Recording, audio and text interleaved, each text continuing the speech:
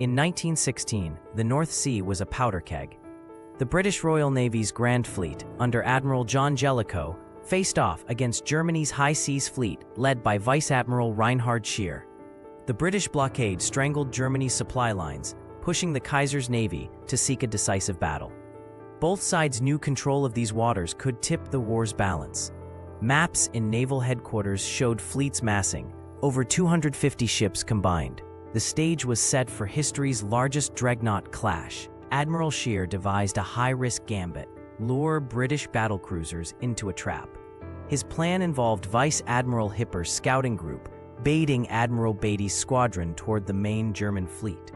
U-boats were positioned to ambush pursuers. On May 30th, coded radio signals ordered the High Seas Fleet to sea, but British intelligence had partially cracked German codes.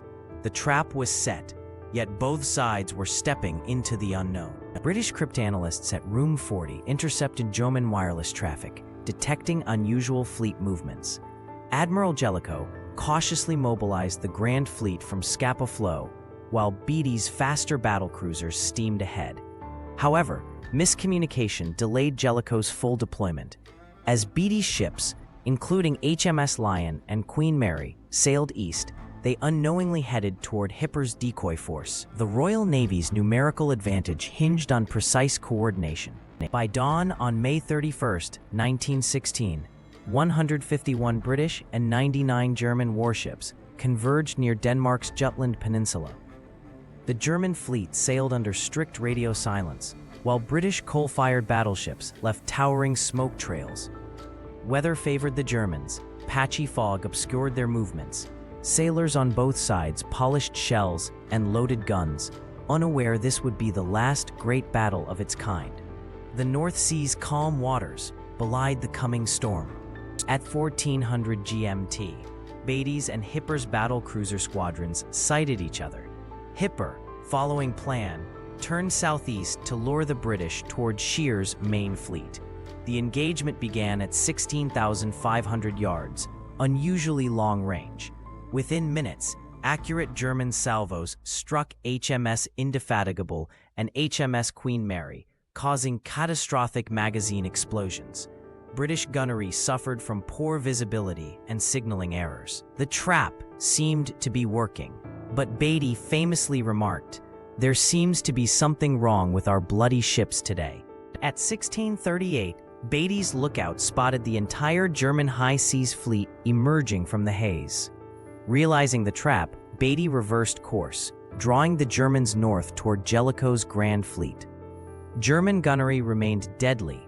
HMS defense was obliterated with all hands. But Scheer now faced a dilemma.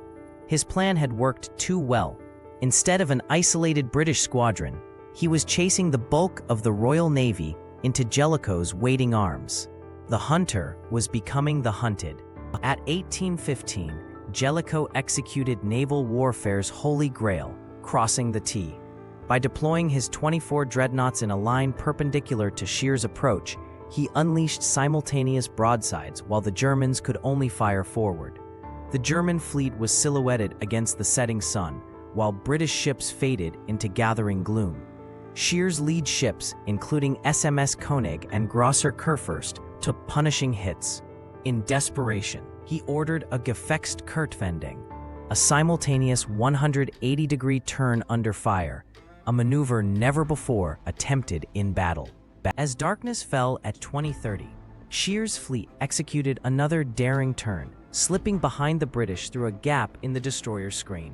Night actions were chaotic. British cruisers stumbled into German battleships at point-blank range.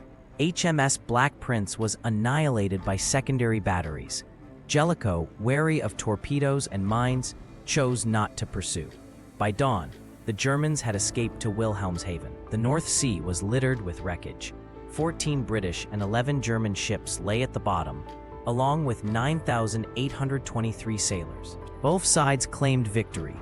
Germany celebrated sinking more tonnage, 115,000 versus 110,000, and killing twice as many sailors, 6,945 British to 3,058 German.